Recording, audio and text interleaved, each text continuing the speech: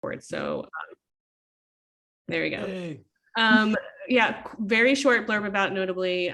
Notably is a single place to collect, analyze, and share qualitative research. Research, as you all know, plays a really big part in UX. Whether you're a researcher or designer, you will be doing lots of research. And we're excited to be just doing some different things in our product that no one else is doing to make it easier and faster to learn as quickly as we build and ship solutions. So thank you. I know we have some users who are definitely in the audience and some customers too. So thank you. And if you're not a user yet, it's free to sign up and run an end-to-end project. So definitely check it out. And that's it. That's the blurb.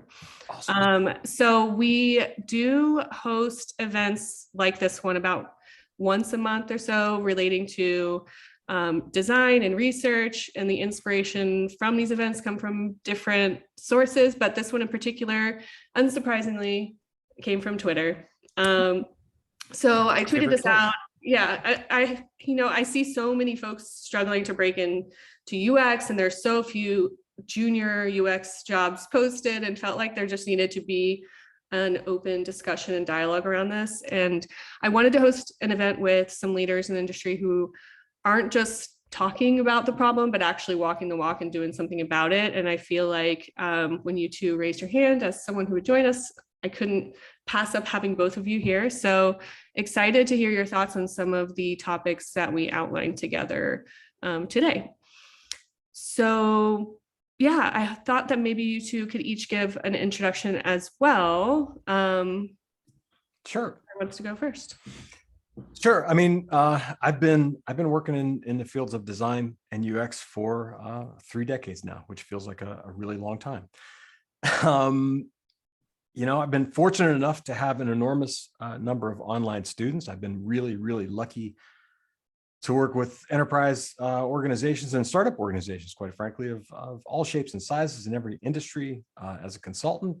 But at the end of the day, all of this, okay, everything I do, everything I've ever done is about helping human beings, right? Even when I go into a client to consult and ostensibly to improve a product, it's really, for me, it's about the people in the room, okay? It's about the designers and developers and programmers and UXers, and it's about helping them get obstacles out of their way and just helping them do better, right? Be better.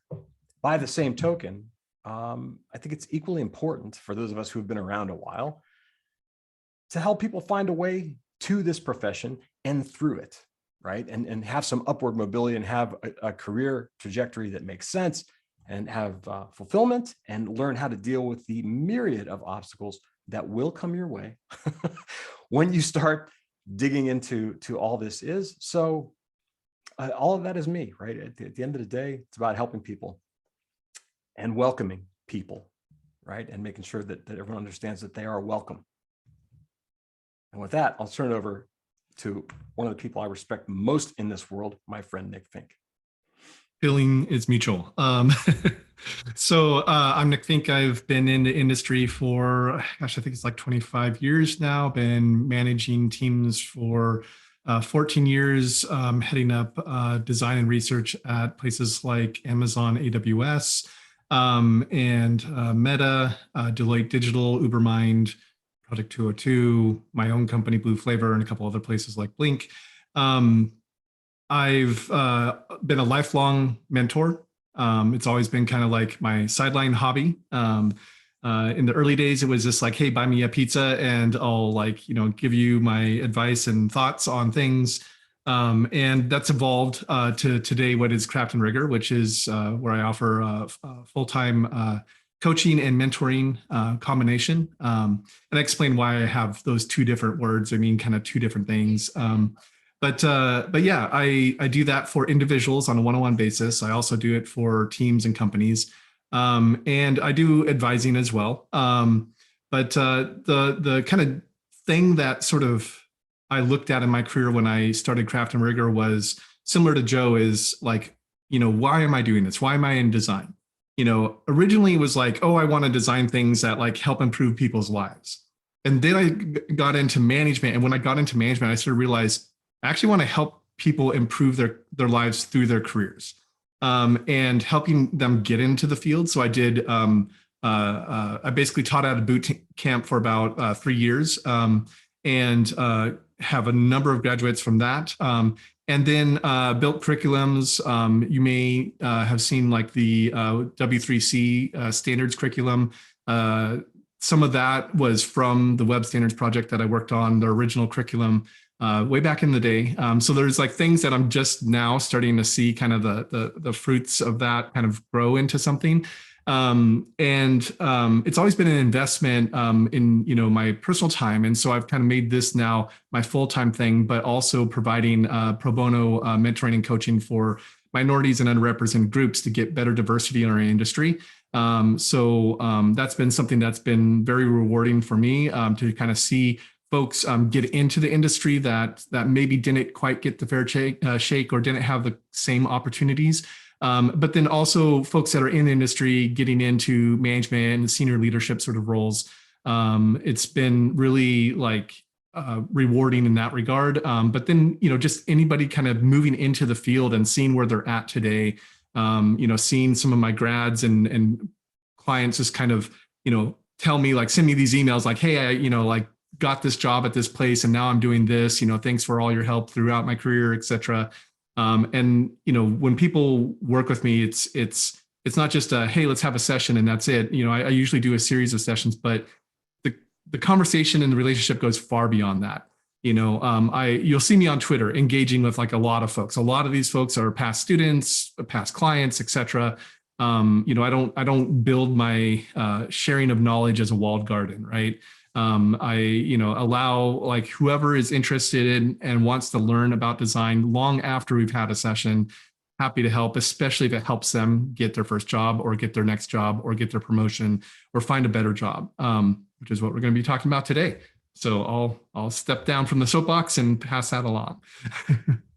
I love that.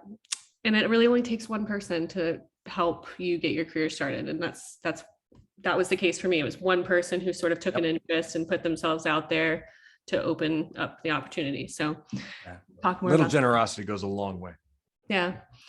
All right. So today we're going to have an open sort of dialogue around designing your UX career move. So we'll definitely be coming at this conversation with the perspective of those who are new to UX and just getting started.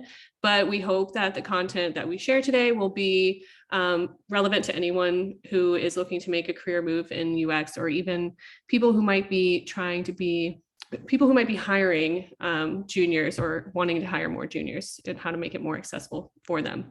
So as far as the agenda goes, we're going to dive in first to sort of like the state of the UX job market that everyone's navigating right now, and get Nick and Joe's sort of thoughts on that.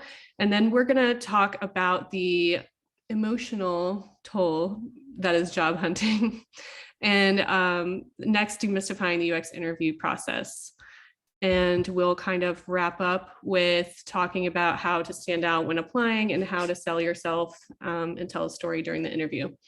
We will have time at the end, around 10 minutes or so for a Q&A. So if you can hold your questions till the end that you actually want to ask Joe and Nick, then please do. But otherwise, you can also leave them in the chat and we will try to answer as many as we can.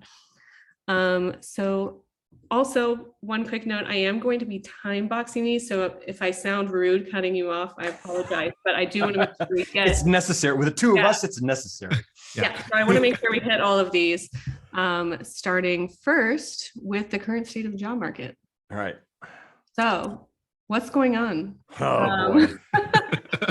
Oh, boy. I think in a lot of ways, it's really good. I think it's a great time on some levels to be entering this field, because there are a lot of available UX jobs right now. I mean, all of my feeds are full of people looking for UX and design folks.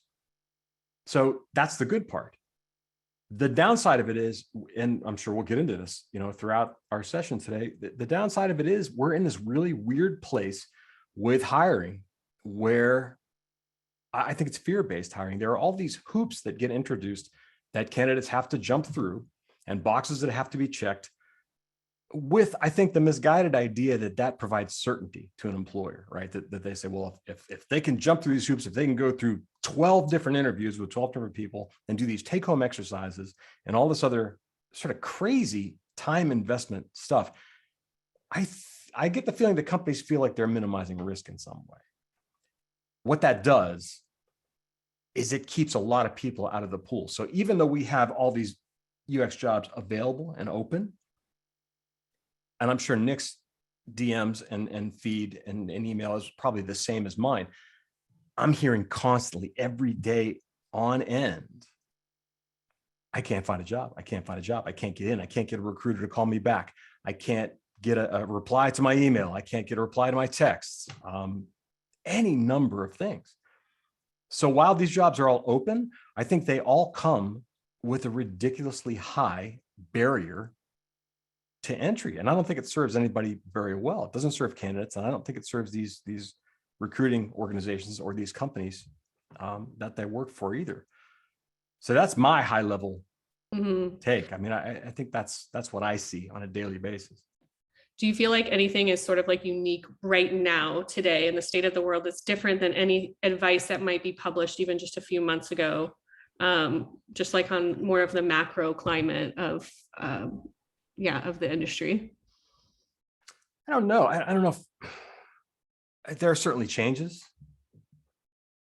but I don't know. It's to me, it's really hard to gauge. I think it's been this way for a while. I think we've been sort of stuck in this place since pre-pandemic, at least. All right. I don't know. I mean, Nick, what do you think?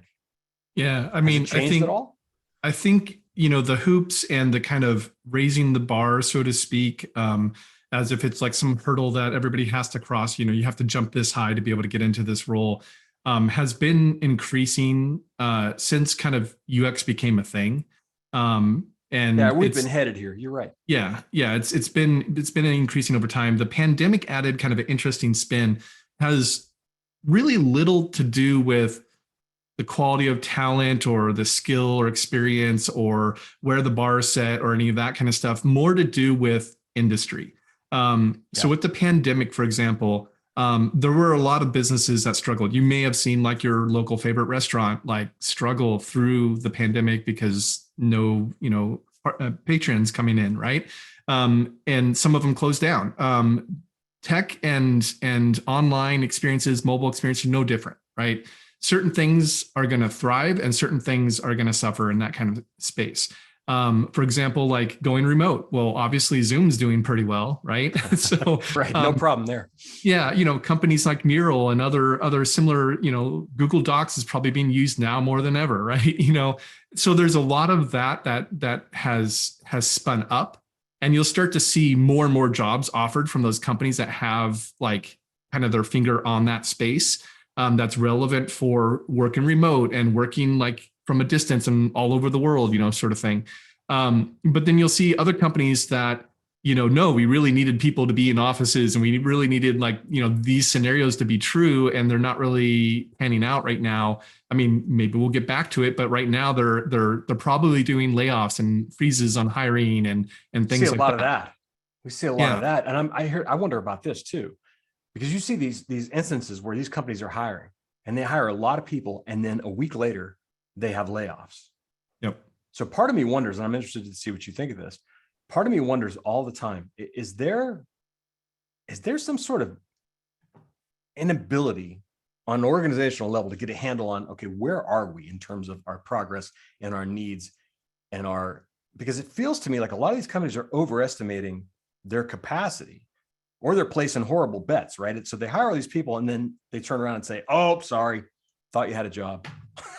Yeah, I've definitely seen that with a few folks I know where they like just got hired and then all of a sudden the company's like doing layoffs. Yeah. This goes into a future slide that we'll probably cover about how to like do the job hunt, basically. Like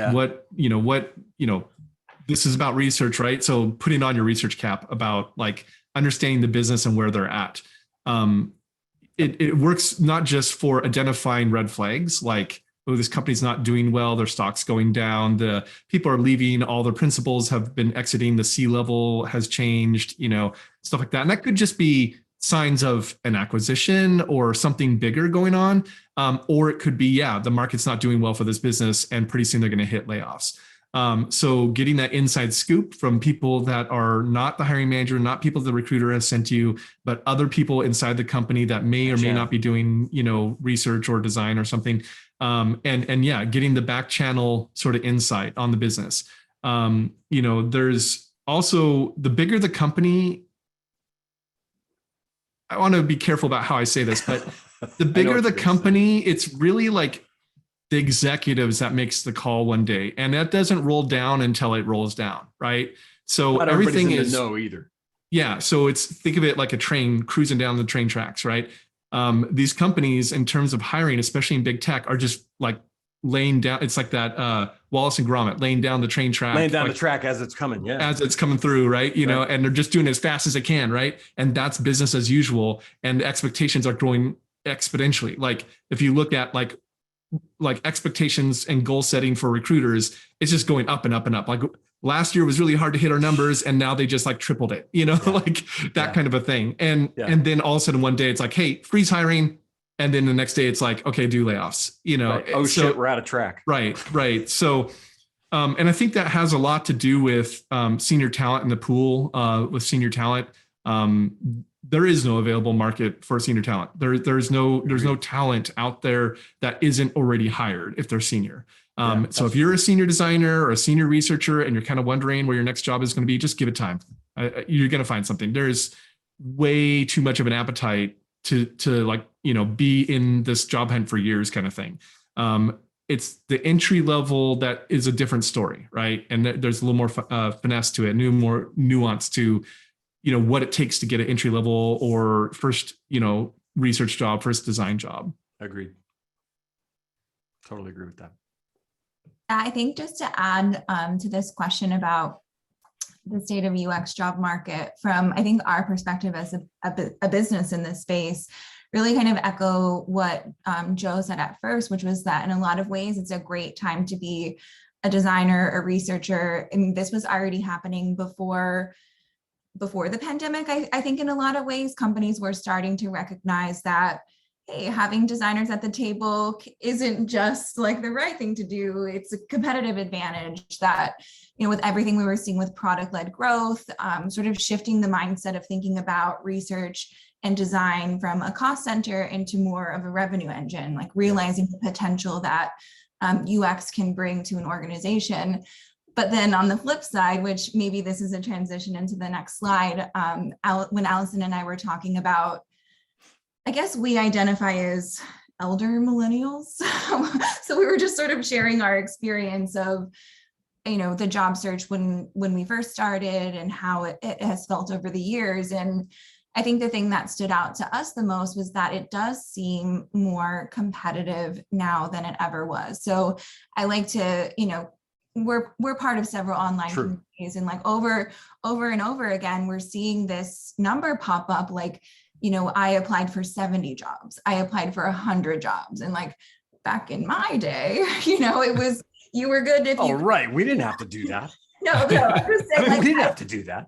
I never remembered getting that high. Like the applications were, 25, maybe 50. So half the amount, over the course of, maybe the last 5 to 10 years. So that part of the game is shifted without and we will talk about applications. So I'm going to be the bad guy and kind of like navigate into the next. Very well done. But first, I do think I think coming away from that topic of like making sure that you are not looking at the job hunt with tunnel vision and sort of looking for signals from the market too on like where might research and design be thriving under these conditions and where might it be actually like not thriving, and kind of targeting your job hunt towards those specific things. So being aware, kind of not looking too narrowly at where you want to work is kind of what I'm taking from that as well.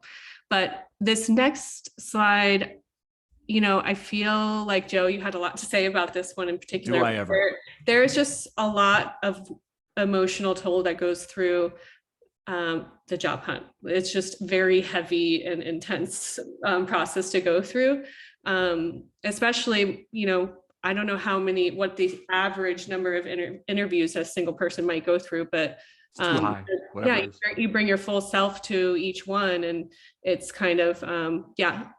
What do you think about that? How do you manage and deal with that? I feel like this is the part, and the reason this topic is near and dear to my heart is, number one, because I spend an inordinate amount of time talking to people about it, individually, collectively. This is also the part that I think nobody talks about when you talk about finding a job. It's certainly not in any core curriculum or any advice courses that you'll take in terms of, you know, how to present yourself out to the job market. Looking for a job is difficult. And on a lot of levels, it's going to suck.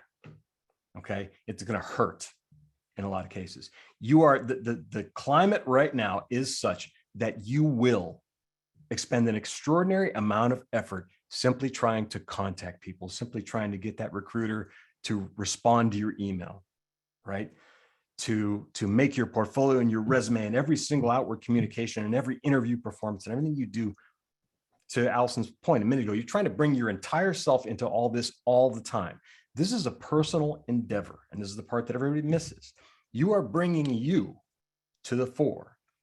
People who say business is business and personal is personal are completely full of shit. This is a personal endeavor. You are essentially putting yourself out there for people to judge you worthy. Think about this for a second, okay? So it hurts when you get nothing back. It hurts when you give a lot in terms of your time and your effort and you get nothing back. It hurts when you do that interview and you jump through all the hoops and these people don't even have the decency to contact you and say, got it, got everything we need. We're still making a decision. We'll let you know this date.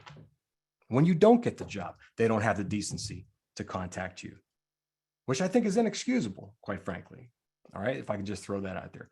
My point in all this is, I think you have to go into this in order to sort of withstand it. You have to go into it eyes wide open. This is going to be difficult, no matter how well qualified you are.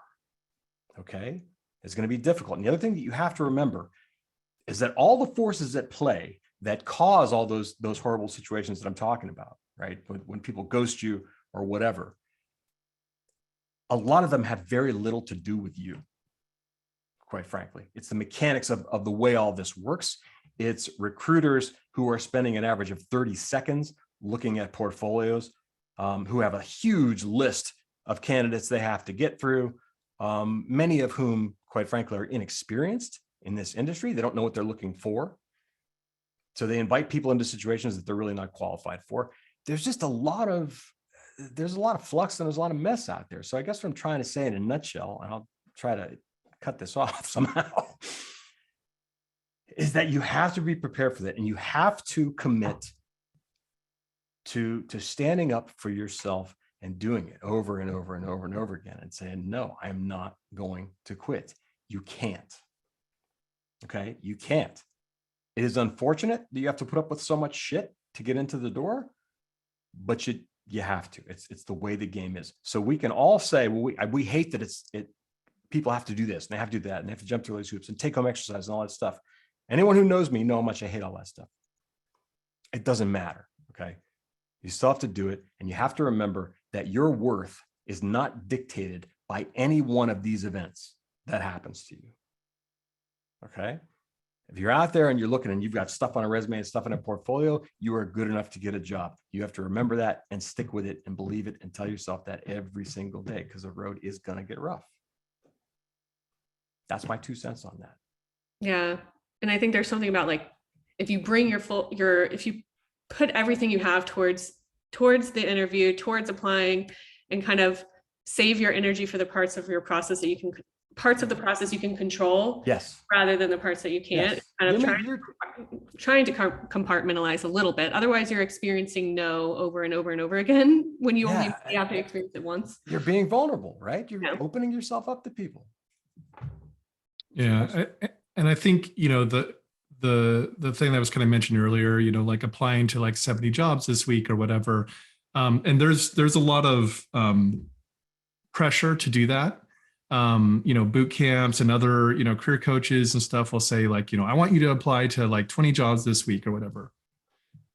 I've been at this 25 years. If I applied to 20 jobs every week, I would totally, even with the best spreadsheet and maybe even automation of it, it would be a disaster. Like I would have people calling me, can't remember what company they were with or what state they were, or were they Series A funded, it's just a mess. You need to like, remember, like you're human, you're only capable of so much before it kind of just wears on you, So take bite-sized chunks, focus the search. Instead of 70 companies, find 3 that you have a compelling story of why you want to work there. And I might be jumping ahead to some other topics, but, and track that and see how it goes, see how far they go. And then when if you hear back, or if it's kind of been a while and you check back in and they don't respond, it's like, okay, move on, and then that way, when the recruiter's like, hey, sorry, I haven't got back to you sooner. Okay, I think we're ready for the next round of interview. And it's been a month. You could be like, actually, I'm talking to 3 other companies now. And now you have leverage. Or at offer stage or whatever, So, it's on them, right. To follow through with you. Right. Now there's different reasons. I know the other side of the coin. I know the recruiting side and what happens on the back end. I've seen it all. I don't claim to be a recruiter, but I know what situations occur where some things like that would happen, or there's really no excuse for not getting back to somebody with like, hey, we can't, we're not going to move forward with you or whatever. It's like, that's a really simple email to do. But that said, I think you also have to remember, and I don't want to say this like some corporate bullshit slang, like of, hey, follow these like guiding principles or whatever. And, the whole authentic self thing. Right. But really, when you're interviewing, you do need to be who you are. I know it sounds like, oh yeah, well, I am who I am. Well, I think a lot of times people, Not when always. they interview, they try to put on, like they dress up in a suit or whatever, like, I don't know what it is, but like they try to kind of be who they think the company wants them to be. Yes. And that could definitely backfire on you. One, it could backfire and just, it comes off inauthentic sometimes, whether you know it or not. And then also, even if you got the job, what would it be like working there if you started to kind of reveal who you are after a while? It's like some people, like they take a while to warm up to you, like that kind of a thing. Like when you meet a new friend, it's the same kind of thing, right? Like eventually you're going to want to be yourself, right? I mean, don't you think it's hard to be confident when you're wearing someone else's clothes? Yeah. Right? Exactly. Or Exactly. saying someone else's words or yeah.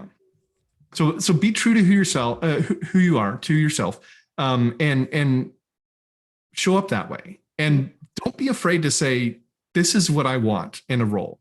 And if that doesn't align with what they're telling you the role is, or if every time you say that, they kind of go, yeah, we could do that. And then, but, we need you to kind of, and it starts to feel like it doesn't sound aligned, like this is aligned, and say that, bring it up like, hey, because the best thing you could do is find out that the role's not right for you, and make a nice exit and say cordially, like, hey, well, let's chat in the future if you have a role like this, and I've done it tons of times, and I know other people who do it all the time, right?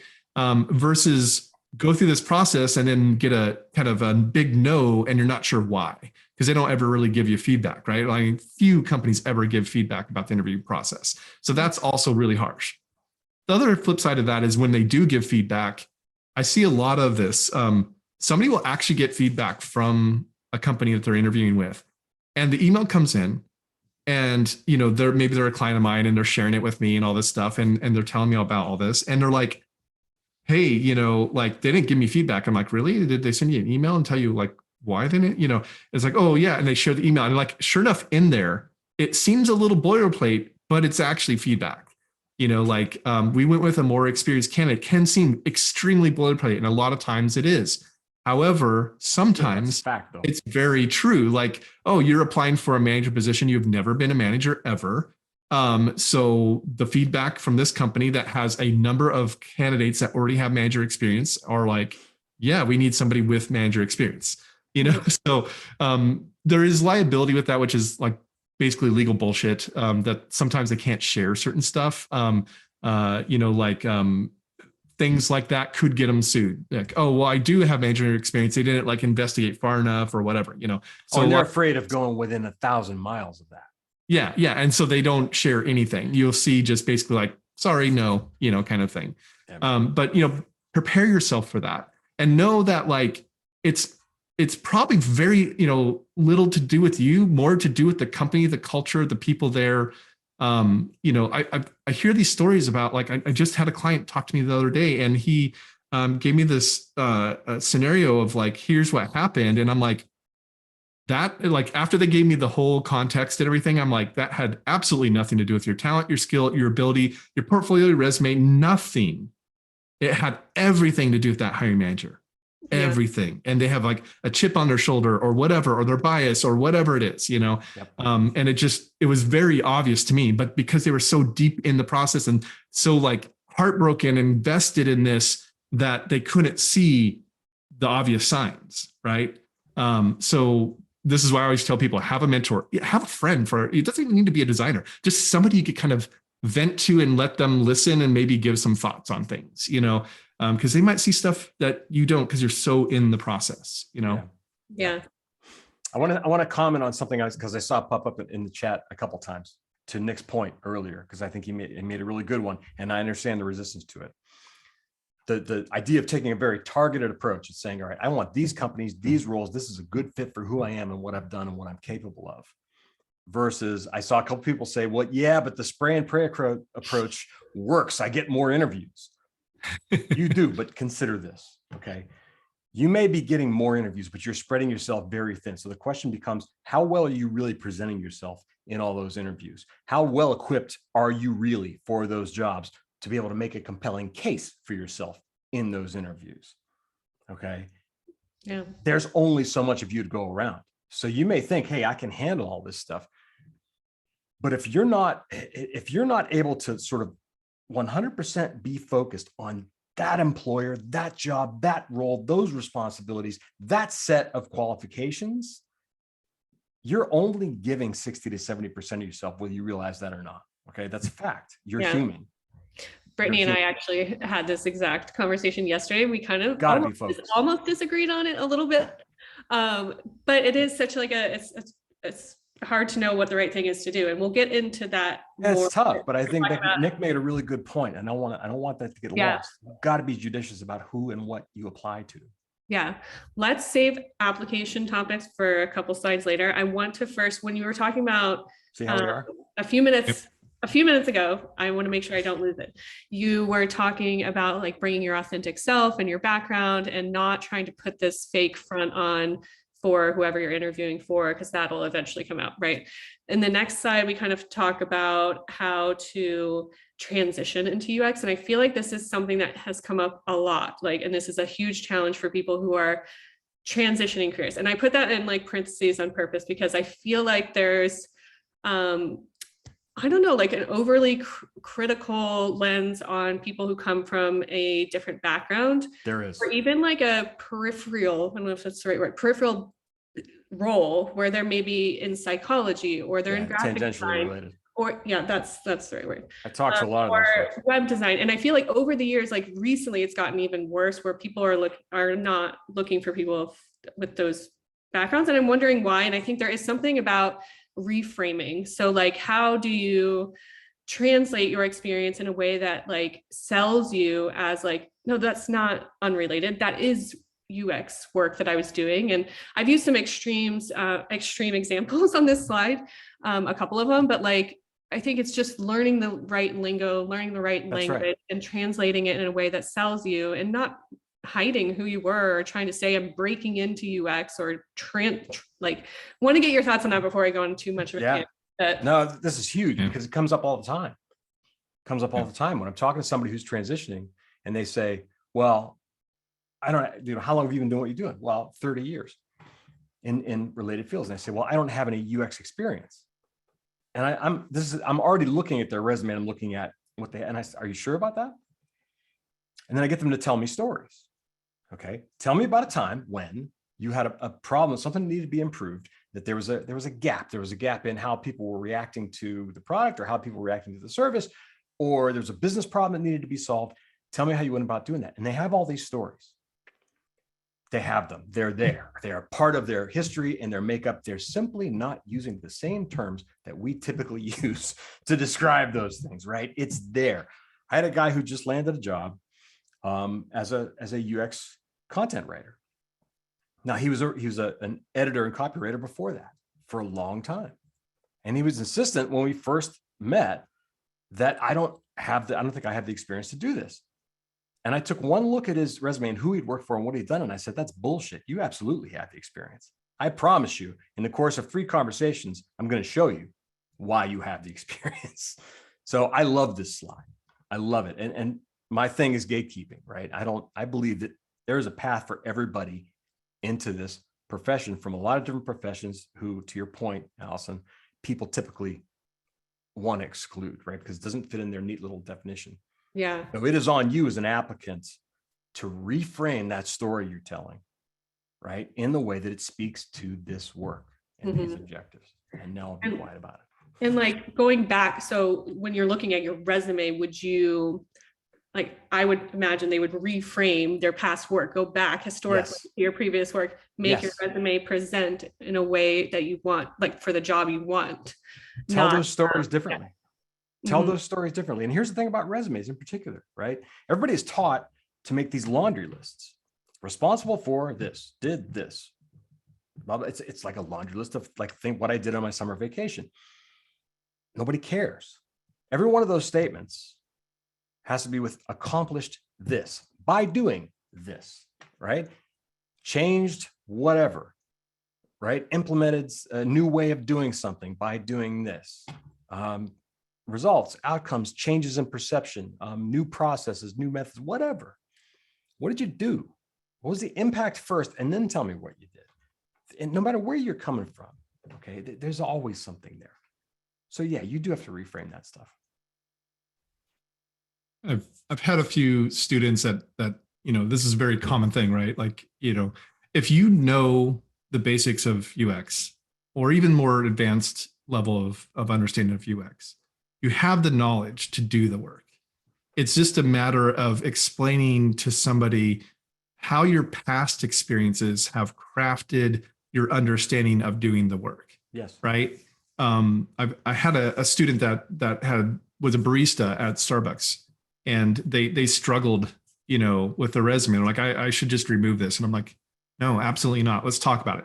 So I sat down, probably, I don't know, it was like an hour-long conversation around everything they did at Starbucks. And what we walked away with was a bullet list like this. It was like, it helped improve customer, logistics and, efficiencies, redesigned, the layout of the different machines and stuff, to increase productivity, all these things that just kind of just rolled into, this sounds very UX-y. Yeah, they weren't a UX designer there, but they were applying UX skills, right? It's the same work. It's completely valid. Completely valid. So, if you can do that as a Starbucks barista, you could do it for anything. Like, and I'm not belittling anybody who had that job. That's a hard job. But the other thing I'll also say, and I'll leave you with this nugget.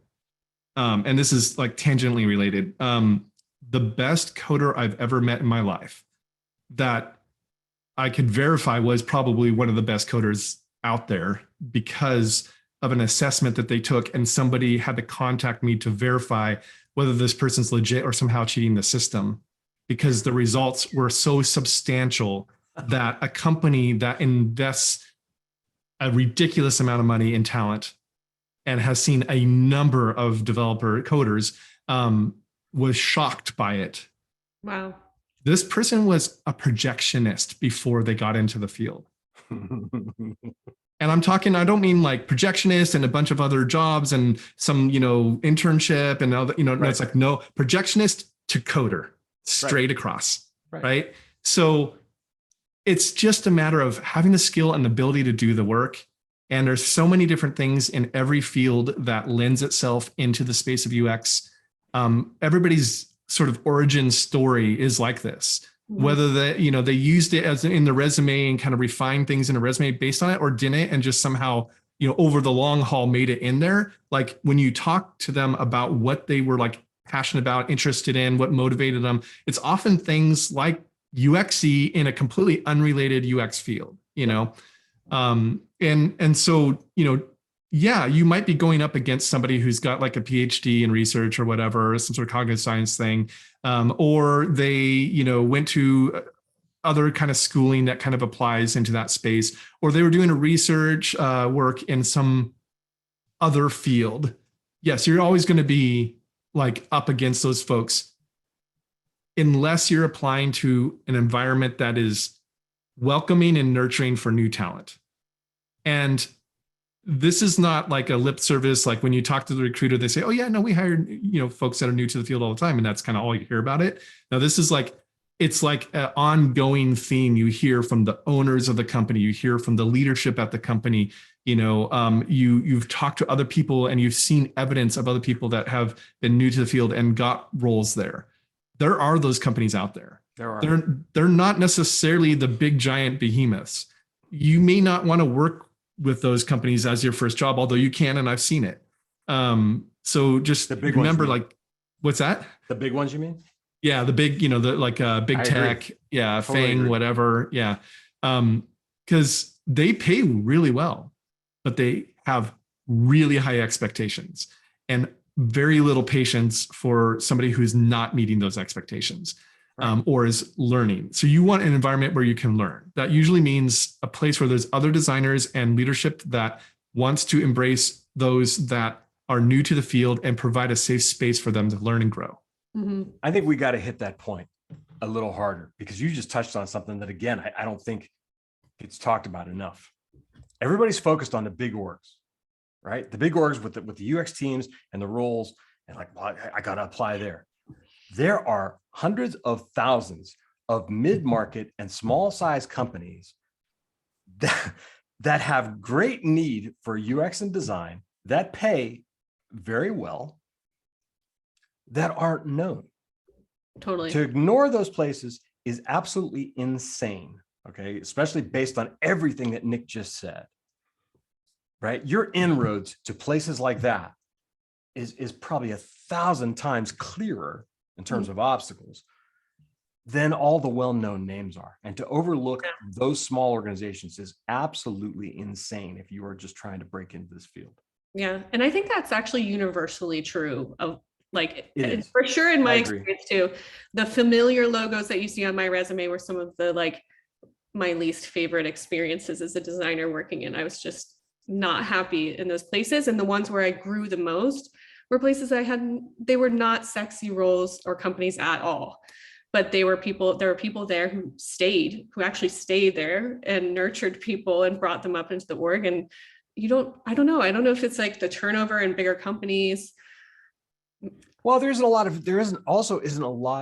as much, I shouldn't say, it's not there's not a lot, there isn't as much ingrained bad habits around how we work with UX and design. Small organizations and mid-sized organizations, in my experience, okay, are a lot more open to like, okay, we know we need to do this. We don't know how to do it. So we hired this person to help us figure it out. So you come in there, you now have the reins, okay? You are driving the bus and you get to decide what route the bus takes and who gets on it. Yeah. Right. And where it goes. You can't find that in other places. And I think that's tremendously important, especially if you're just starting out. You need some leeway, you need some flexibility. And I don't think you're going to get it in the larger places. Again, to Nick's point, I'm really glad that you said that, man, because I think it's an important, Allison, overlooked piece. You had a good point yesterday, Allison, about, and maybe this is another transition into the next slide about the application process, but in terms of sort of smaller organizations being a more tangible opportunity for some of the newcomers, also being open to the idea of contract to hire. Maybe that is a good place to transition because I know that you yeah, I know. Yep. 15 minutes left and so much still to cover. But I thought it would be helpful to talk about the like interview process for like when we're looking at a generic interview process for UXers. What does that look like? And what kind of signals are hiring managers looking for at each of these steps? Because I think it's helpful to know what they're looking for, so that you can go into those conversations sort of prepared for controlling what you can control, right? So like, I've bucketed in kind of 3 generic steps here, but the FANG companies will have 7 steps here, and smaller companies might hire you right after a phone call. But in my experience, on both sides of the table, they generally fall into these activities where there's that first interview with a recruiter or someone to basically just look for a signal that you are who you say you are, that your background is generally a fit, and give you an overview of the interview process. I think these next 2, I would love to hear you all's input on those signals and what they're looking for, but this technical screen, I think this is when stakes start to feel a little higher and those emotions start to get a little bit more intense so what kind of signals do you feel like with that technical screen with candidates, like what are you looking for from that conversation in order to move forward into the process? In terms of like being on the hiring side, what are you looking for? Yeah. I mean, to me, all right, and everybody's got their piece, right, that they're most sort of attached to. For me, that first hurdle is the most important one, because getting past the recruiter to me is kind of like the gatekeeper. Okay. If you can't get past the gatekeeper, nothing else matters. Right. And this is a person who, in a lot of cases, like I said, is not going to spend, in a lot of cases, the requisite amount of time screening you. All right. So they're dependent. Whatever little time that you get with them, you absolutely have to make the most of it. Mm-hmm. You know, and to get their attention in the first place is difficult. And you also have to remember when you're talking to these folks that they are not necessarily, I can't say this enough, they are not necessarily UX savvy. One of the mistakes that I just know from talking to candidates, okay, is that they assume that this person they're talking to knows everything there is to know about the UX profession, so they don't have to explain certain things because it's common knowledge, right? So you don't quite go far enough in establishing the impact that you've had in doing this work and what specific areas you're most well-versed in, those kinds of things. And like the list says, verifying your you, of course, but background fit, right? Big thing. They put this job out there. They know what's on that list, and they need to get a strong sense that you were in line with most of the important stuff on that list. Now, you can't always tell, quite frankly, from a job posting, which stuff really matters and which stuff really don't, because we all know that recruiters and hiring managers and whoever creates these ads, in some cases, are very fond of sort of kludging things together from different disciplines and different. But if you look at the day-to-day responsibilities, the part that says, here's what you're going to be doing, those to me are the boxes you have to check. And in that very first conversation with that recruiter, and I don't care if it's an outward email to them after they've sent you that initial, hey, maybe you'd be interested in. Mm-hmm. My position is you need to be selling yourself right now from day one. I cannot count the number of replies I see on LinkedIn to people who posted, hey, we're hiring, blah, blah, blah, this and this. And someone will say in the post exactly how to respond. DM me, do not reply with comments. What do people do? 40,000 comments. Here's my portfolio. You know, I know from working with companies where I've worked with their recruiters, and recruiters say the same thing. They tell people how to apply. And here's what they get back from a candidate. They get a blast that says, my portfolio is here, my resume is here, 2 links. That's it. You got to make a case for yourself in every outward piece of communication, every email, every text, every response, every comment, every direct message. I don't care what it is. You have got to sell yourself. Why me? Totally. That has to happen at that first step. If it does not, you have automatically cut your chances by 75% of getting any further than that. That's my opinion. Yeah. And I mean, I would even kind of take it a step further. I mean, looking at some of the things I see, like, for example, on Twitter or LinkedIn or whatever, where somebody is posting a job, whether they included instructions of how to apply or don't DM me or, you know, whatever, just apply to the site, you know, kind of thing. As somebody who's worked at a company and helped other hiring managers hire by sharing their recs through my social media, the number of people who contact me, like I'm not the hiring manager, I'm sharing, like, well, do you know that, it's like, you need to talk to the hiring manager. That's the person that is in the original message, like, and kind of redirecting them. And gosh, the number of times I've seen somebody, it's like their entire comment and the entire thing is interested, period. It's like, oh, so you did this to 3,000 posts today, or whatever, Right? you're It hurts my heart. Yeah. Zero effort, right? Zero effort to even in something you might be doing incorrectly, right? So it just tells me this person's they don't know why they're interested, or just applying to everything you find, Yeah. And I think, there's some thing that you need to kind of look at. That initial recruiter it's not even the initial recruiter. It's like the step before that, right?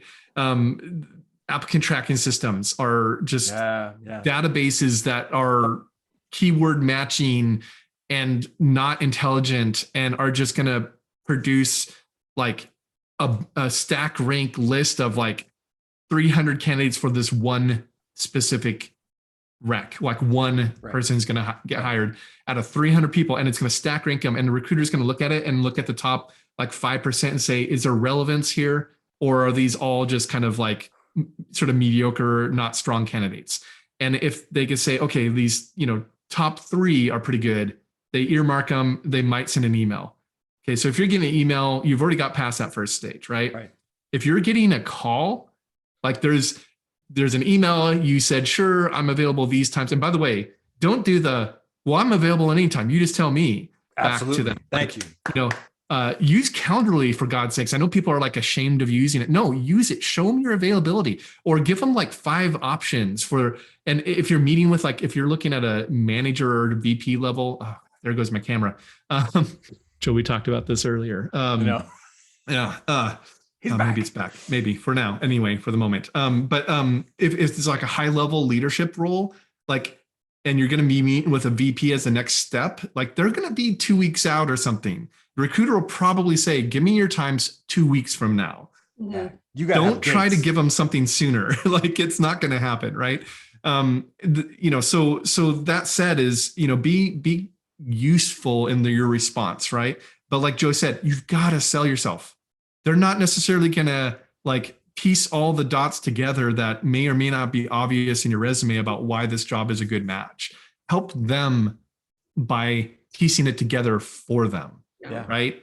Yeah. And one of the ways you do that, by the way, I'm sorry I interrupted you. Yeah. But you made an important point. You talked about Calendly for a second. One of the ways that you do that, one of the ways that you sell yourself, quite frankly, is by being buttoned up on certain things, by being, okay, you can find available slots on my calendar right here, right now.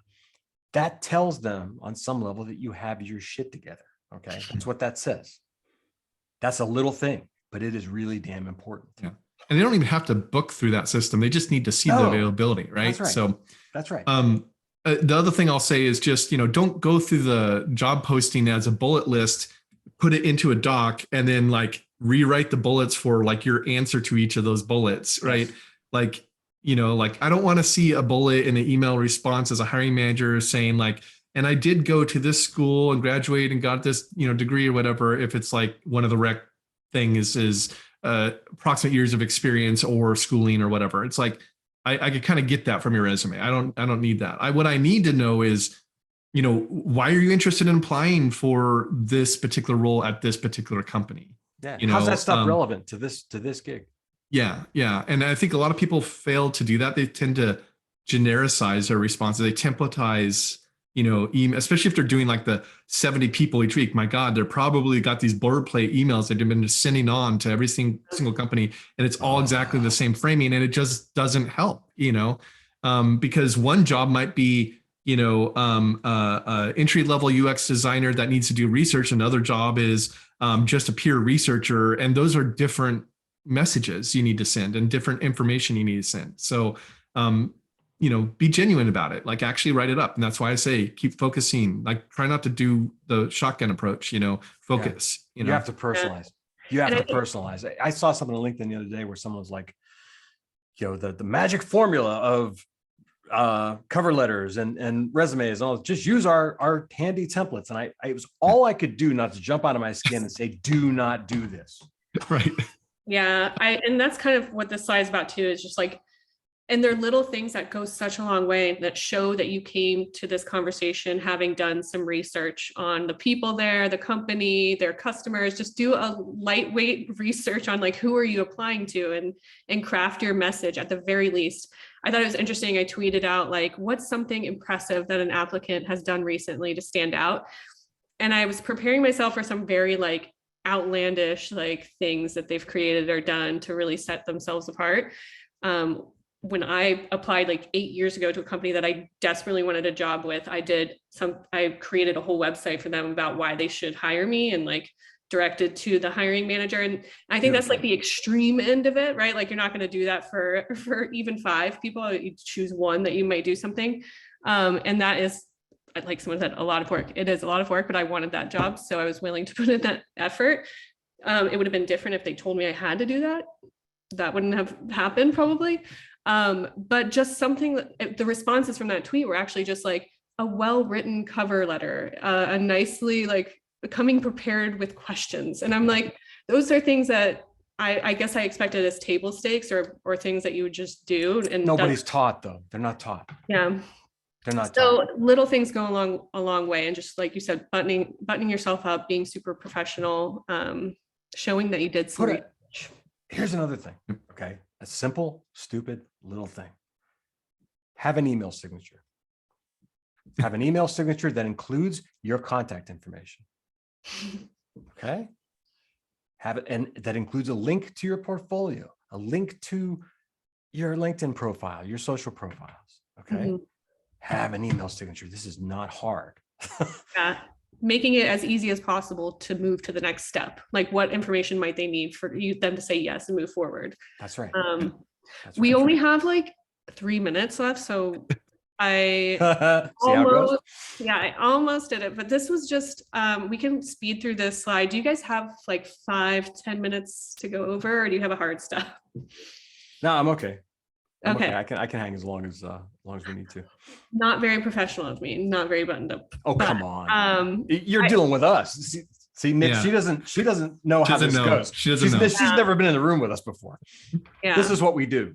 No, it's all been great. And but I think this last slide and this last question is important around like how you sell yourself and your experience once you're in that room. So now you've gotten through the application process and you're in the room presenting past work. What's the best, I guess, format and way to focus that conversation? Because like I've emphasized here on the slide, a lot of people spend a lot of time on the how and the what and not the why and the impact.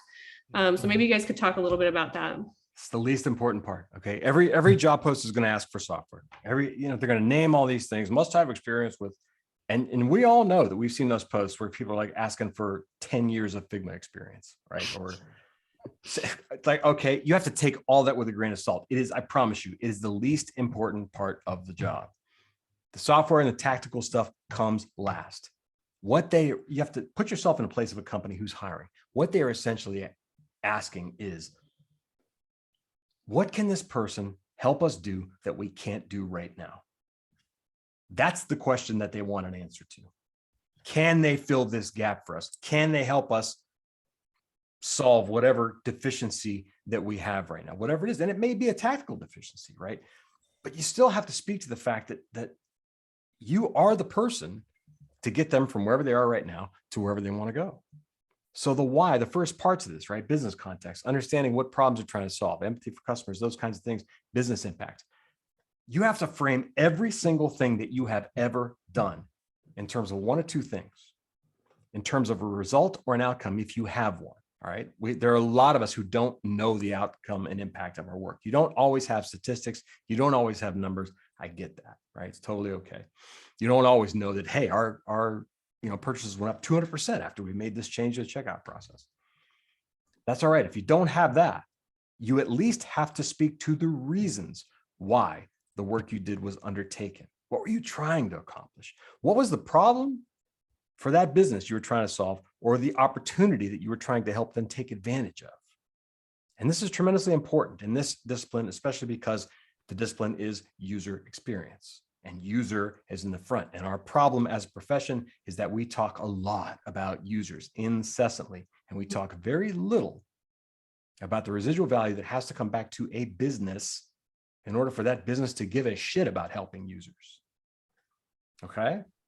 That part has to be present. Remember, it's the company hiring you. It's not the users. The company's hiring you. They do want to know what's in it for them. They do want to know how what you're going to do is going to help them achieve their business goals.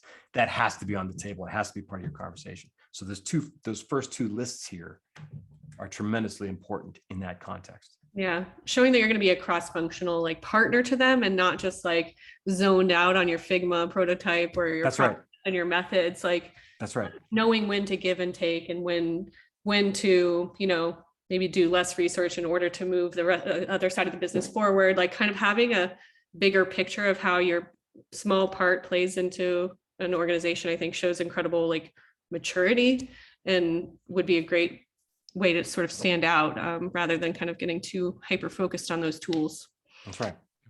I think a lot of the presentation stuff that happens especially in the late process of the interviewing, so the interview loop, as we call it, the portfolio presentation, a lot of people will still load up their websites. Like, well, we've already seen the website. And also it's a horrible format for a narrative conversation that's a presentation, right?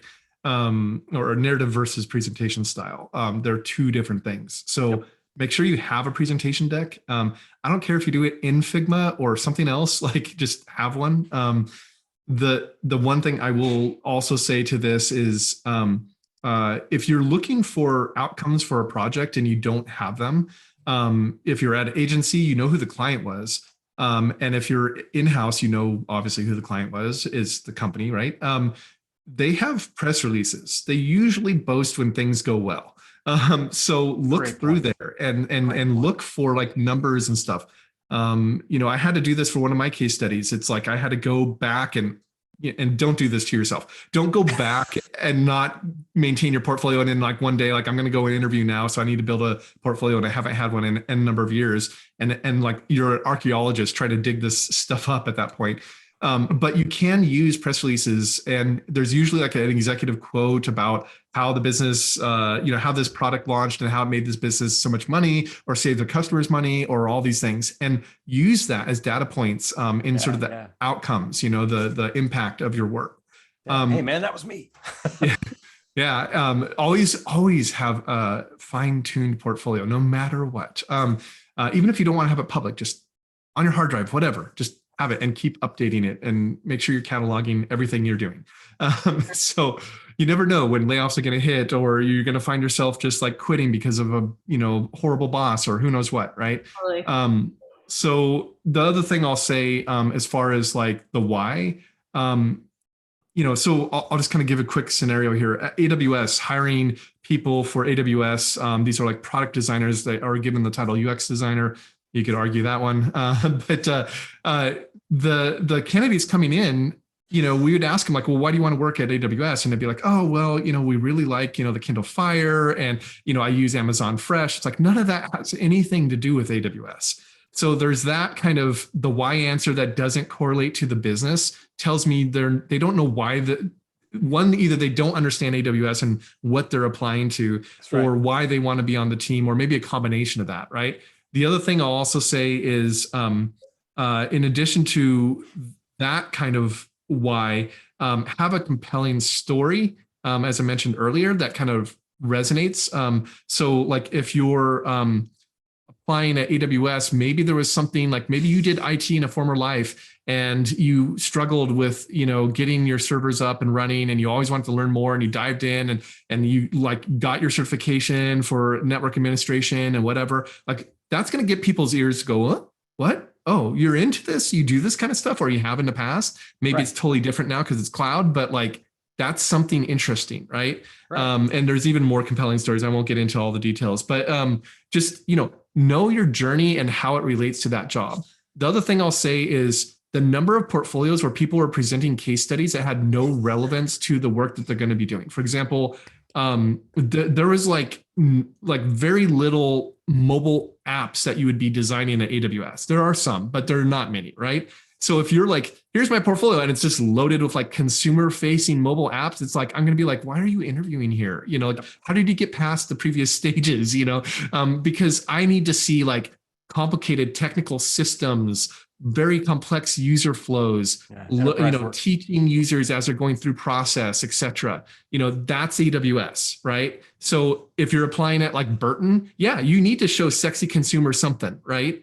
That should be your entire presentation, is that kind of stuff. If you're applying it in a retail space, it should be as many retail projects as you could show that are relevant to them. So know the business, you know, walking in saying like, hey, I know you just completed your series, you know, whatever funding, you got this much last year. I'm curious what you did with that money, you know, as a question in an interview is like, oh, wait, you know something about us, you know, right? That's huge. Yeah, it's so huge versus I'm going to just give you my boilerplate, you know, presentation that I gave to every company under the sun, whether they're enterprise or consumer or mobile or not. It's not going to go well. You're not going to get, you know, your odds are diminishing at that point, right? You can almost see it in the room, right? So you really want to have the work lined up that's relevant for that business and put those case studies forward. Not everybody has that privilege. Not everybody has this like massive collection of case studies just sitting there ready to be used. That's right. Yeah, it's going to be a lot of hard work to figure out, how do I get case studies? How do I create projects? How do I find clients, do freelance, contract, things like that align me with this business and what they're looking for, right? That's not easy. I think none of it is easy. There's also things you can do though if you don't have the direct similar experience, like we were talking about at the beginning. Is like reframing the work that you do have in a way that like presents you for the job you want to have. So like there's been times where I filled the gaps in some of my case studies with like, you know, I would do this, or here's some other things that I would do if I had more time, and then like mapping out the flows and like doing things where I presented myself in the way that I knew that I would be more considered for the job too. So I don't think that like case studies have to be like a time capsule where it's like you do it and then it's done and you have to live with that as it is. They don't. And to Nick's point, to your point right here, I totally agree with everything you just said. And back to Nick's point about doing a presentation versus walking people through your portfolio, your website, your case studies, right? The goal here is to tell a compelling story, to tell a relevant story. And you can do that. You can do exactly what you just described, Allison. Yeah. Now I've given that same advice to a lot of folks, and I've had more than once this has happened where someone has looked at me and said, that just sounds like a tremendous amount of work. Yes. It is. It is. Work than applying for a bunch of companies that don't end up working out. I'll go back to what I said before. Does it suck? Yes. Does it have to be done? Also, yes. Yeah. Okay. I don't like it any more than anyone else does. Like I said before, I think these hoops are unrealistic, but you have to tailor your approach if you have a hope in hell of getting the job. Everything everybody has said here today is absolutely 100% true. Yeah, my previous boss, actually, he would encourage me. He was like, you should be interviewing. Like while I was employed, that's extreme. I think that's an extreme situation. Maybe not the best management advice, but it did me on my toes and kind of prepared for like, I would have my updated portfolio. You know, you're not rusty when you go back, because eventually I did, right? I left and I was prepared. So maybe not horrible advice. He was also a designer himself. So I think he just was trying to prevent the pain of the job hunt. We went over by 10 minutes, but I do want to. That's a record for us. We did have a few really good questions that we wanted to pull out here. And one of them is where you draw the line between standing out and doing too much.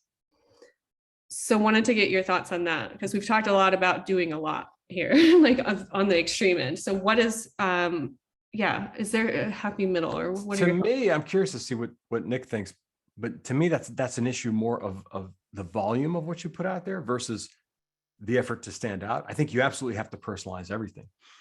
If that means that the amount of detail, for instance, in your presentation, right?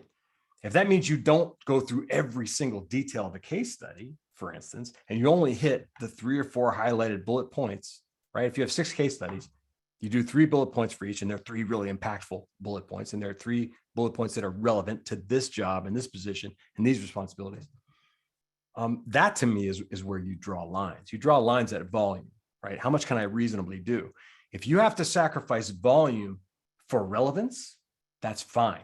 You go for relevance every single time, in my opinion. What do you think, Nick? I think absolutely the relevance thing is the most critical. And this is something that I learned through hiring at AWS. So just to give you some context, I grew a team from 7 to 33 in about 3 months flat. So that's a ton of interviewing. If you can imagine, each of those roles was, there could have been 100 candidates on the front end of it. And then by the time we were actually doing on-sites, this was pre-pandemic, we're doing on-sites, it was probably like 5 candidates per role that we would actually have present. And that's a big investment when you do 5 times like a team of 7 that are doing one-on-one interviews with them as well as a presentation. So each person's investing at least 2 hours of their time across 7 people. So it's like a huge investment by that point. So we want to be very sure, right, about the candidate before we get to that stage. The worst scenarios I've seen are they start off something like this. Hi, I'm Nick. Let me share you my presentation. I'm going to cover 7 projects that I did. And immediately I could tell right off the bat, without even hearing them say another word, they're not going to make it through all 7. No. And they didn't. And when they had an hour, they had a full hour, not like a 55-minute, they had a full hour to do it. And they got through, I think, 2. I was going to say 2. So usually case studies and presentations are generally a little too long. And I've seen people do the kind of vignette ones where it's just like bullet point summary, kind of almost like I'm going to show you 7 and it's going to be like a very brief note about all these different 7. Doesn't have enough meat to it for me to make an analysis of it, So I have to have some depth to the project, not like the what I did, but more the why, as we talked about earlier, and then the impact. Substance. The substance to it, right? So I usually tell, and this is what I started telling my graduates is, instead of trying to put together a presentation of a ton of case studies, and a lot of them didn't have that many, so they're doing like 4 at the most. I told them just do 2 or 3, and it somehow it just slows down. Like instead of talking like 100 miles an hour and trying to cram everything in and seeing the clock tick by, because at that hour mark, and especially it was very obvious when you were in person, people got up and left the room. They had another meeting to go to. They can't, there's no going long in this stuff, know. And in Zoom, you start to see people drop off the call, and then pretty soon it's just you and the recruiter, and the recruiter's like, yeah, we kind of went over. So, but thanks for, telling us all that stuff, and they're trying to be nice about it, but it's like, time yourself, do your pacing, right? And it's probably going to find that 2.5 presentations is about right for most folks. Some people present more in a short period of time because they're very succinct. I'm not succinct, so I can't do that. But just kind of time yourself and know where you're at. But it's more about the substance, like what is the meat in this? What do I need to get out of this? So if you're going to AWS and you're presenting a mobile app, there should be a damn good reason why you're presenting a mobile app to a company that you're not going to probably touch a mobile app on. Right? Like, and there could be some reason. It's like, let me explain. This is a system. We did this whole thing behind the scenes. We did cloud, and this is how we, oh, okay. That starts to make more sense. Right. But you have to put that forward. So it means less about then I did a journey map and then I created personas and then, whatever. Well, you probably do them in the reverse order, but anyway, we don't need to know all the deliverables you created. That's not what's selling you on this job. I'm even as a junior designer, I need to know, I need to know how to wireframe, but I mean, I could have anybody in my family wireframe something if I needed to, right? Balsamic works really well, for that still, right? But it's not about that. It's not about the tools. It's not about the deliverables. It's about what did you do? How did you move the ball forward? How did you help the company? What impact did this project or work have? What's the significance of this relevant to this job you're applying for? So focusing and really just kind of saying, here are the 2 projects I'm going to present that are just going to knock it out of the park because they're totally relevant to this, is far more impactful than I'm going to show a bunch of stuff. right? Absolutely. Relevance and impact. Absolutely. Yeah, I noticed there is also a trend too in following very explicit, like it must have personas, must have wireframes, must have a high fidelity, blah, blah, blah. And it's like each project is going to be different. And like sometimes you're not going to create personas, or you're not going to do, you might go right to high fidelity designs if you're using a pretty mature design system. So I think Right. like showing a variety of where you had to do more with less. That's really So, like, important. one project where Yeah. it was a 2-week project and you only had time to do this, but these were the Yeah. outcomes. And then another one where you're like, this was a 16-week or maybe like a year-long project. I don't know.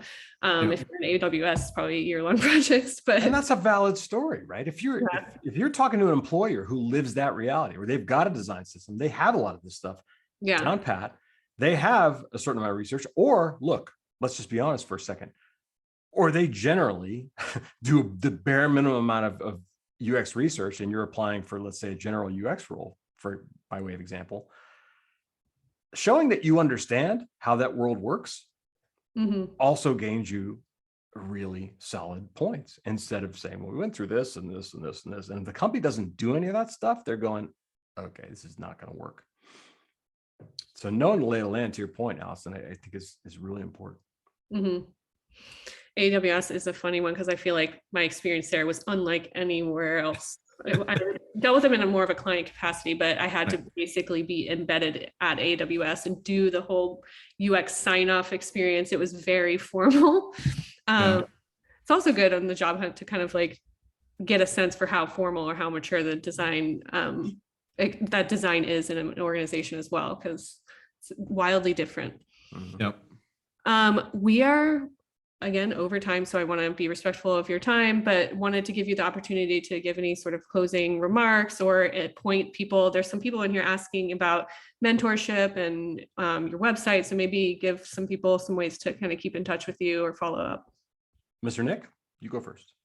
Yeah, if you're looking for advising for how to construct a design team, how to create a hiring process for designers and researchers, how to, sort of operate inside of a business with design and research, that is craftandrigor.com. That's my professional business for advising other businesses. If you're looking for coaching and mentorship, it's just myname.com. So nickfinck.com, F-I-N-C-K. That's a good way to find me. You'll see a mentoring tab. If you're on mobile, it's down at the bottom. If you're on web, it's up at the top. Just look for the mentoring tab and you'll see a ton of services I offer.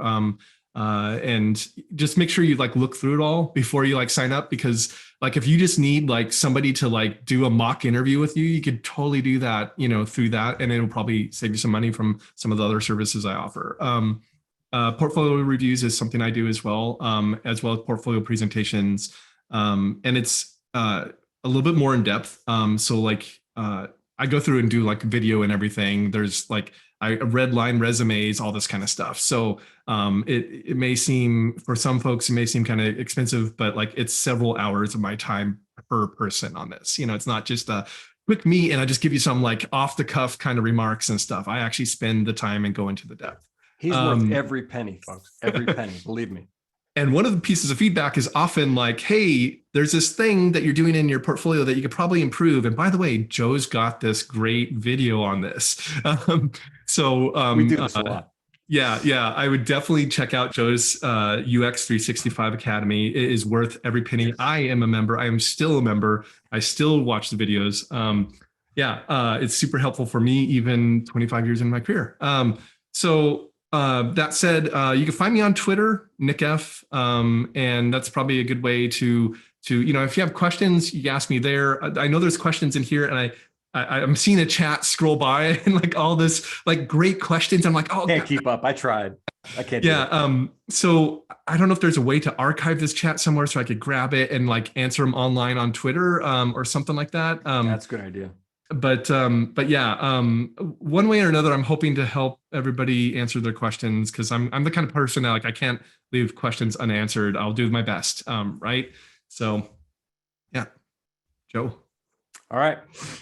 And like I said, folks, this is your man. If you're looking for help in any of those areas, this is most certainly your man. I lean on him greatly myself. Right. We chat a lot. So yeah, we do. My thing that what I do most, okay, is at the UX 365 Academy, which I launched as an alternative to boot camps. I wanted a much cheaper alternative. I wanted a self-service alternative. I wanted something that was a less of a strain and commitment on people who were taking it. I always felt like there was a better way to do that, where you didn't have to spend $6 grand, 10 grand. So ours is for $168 a year. You get every course I've ever created, including all the ones that are on Udemy and Skillshare and wherever. I publish new content almost every month. That's a new course. It's a new training video, books, guidebooks, all sorts of stuff. Okay. We publish new stuff throughout the year. And again, the whole goal was to make it affordable. We did a beta for 2 years to see if it was sustainable financially. And thankfully it was.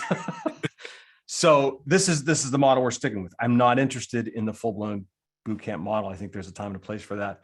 I don't think it's for everybody. And I think for too long that people haven't had access to an alternative. So at learn.givegoodux.com is where that is. I encourage you to check it out. I encourage you to find me on Twitter, because it's where I spend far too much of my time. Ask me questions, send me direct messages. Like Nick, I cannot leave questions unanswered. I get a great deal of mail, DMs, inbox messages, all sorts of stuff. And I feel a duty to spend my time responding to these things instead of sleeping. So both rest easy. Shout out to Jessica, who has been transcribing all of the questions as they've come in. So even if we cannot get the chat transcript, we will be able to follow up. That's wonderful. Questions out so we can get back to everyone. Yeah, that's wonderful. Yeah. I do some coaching as well, but it's more, and it's not in the realm of the types of things that Nick does. My stuff is usually more for tend to be more established people, but it's dealing with organizational issues, dysfunction, difficult situations, difficult human beings, issues of confidence, imposter syndrome, that kind of stuff. Those are the types of places where I live. So if any of those things are concerns for you, get in touch, and it's certainly something I can help with. All right. Well, I'm going to wrap it up. Only 22 minutes over, but well worth it. Yeah. And we kind of thought this might happen. So thank you both for spending some extra time with us and just giving us lots to think about and lots of things to do to improve. Hopefully folks, as they're looking for their next job and breaking into UX, and I will follow up with the email with all these links that that Nick and Joe just gave us today. So thank you, everyone. Thank you. Have a good rest of your day. thanks. Thank you. Honored to be here. Honored to be with everybody. Thank you very much. Yeah, it's been great. Thanks for the invite, and happy to be here. Happy to help. All right. Bye, everyone. All right, folks, take care.